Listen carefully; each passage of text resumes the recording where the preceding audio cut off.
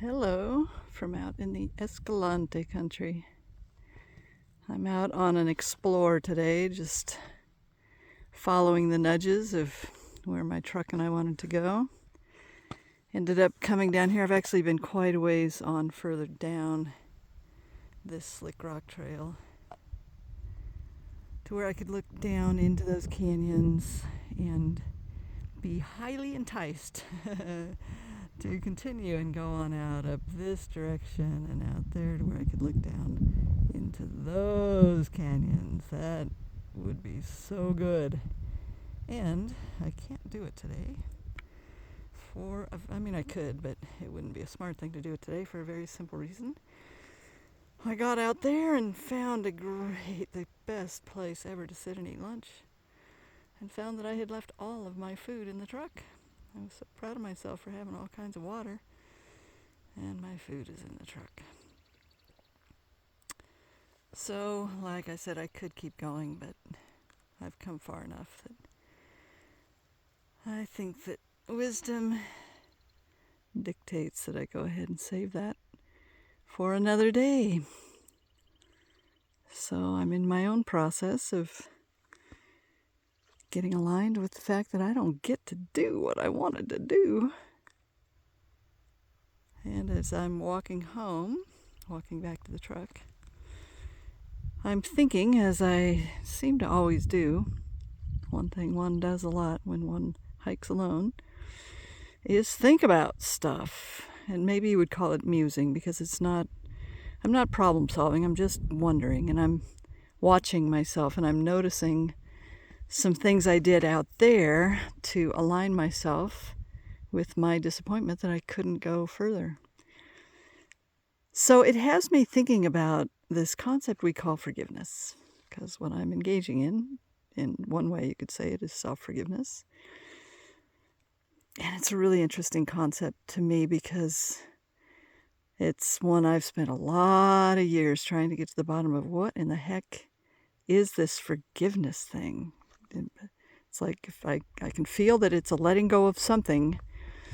What is it a letting go of? I have spent so many trail hours musing and so many journaling hours and so many inches of journal paper. And I mean thickness inches, not down the page inches. I have really gone to the mat with this idea of forgiveness. But finally, I got so frustrated because I probably spent 10 years really actively trying to get a handle on what I believe forgiveness was, and couldn't put my finger right on it. So finally I said, okay, Scout, we are on a trail that is just looping, looping, looping, looping. Let's do something different. And I thought, well, what is it when I won't or can't forgive? And that actually was a very easy question to answer. When I won't or can't forgive, something in me is saying, because this thing happened, I can no longer be okay. Because I did this, because you did this, because life did this, because this thing happened, I can no longer be okay. And that was just a light bulb moment for me, because I saw that actually my personal project of forgiveness is to simply find a way to be okay anyway. So that's what I've been sitting out there doing, is helping my deepest self, because I can say those words on the surface, but they need to go, way down in where old grudges are held and old triggers and old stuff, how all that happens. So, and I'm just walking along thinking about all that and noticing myself saying, well, I could fixate on the fact that I don't have food or not, and just noticing, when I'm stuck on it, and when I'm actually saying, oh, look at these cool Mopi marbles under my feet. Oh, look at what I'm seeing. Oh, look at how kind of cool my shadow is.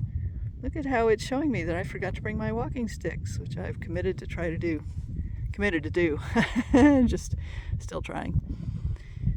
So I raise my eyes and look around and see other things. But I just wanted to share that idea about forgiveness. I know this is a bit rambling, but it helps me out.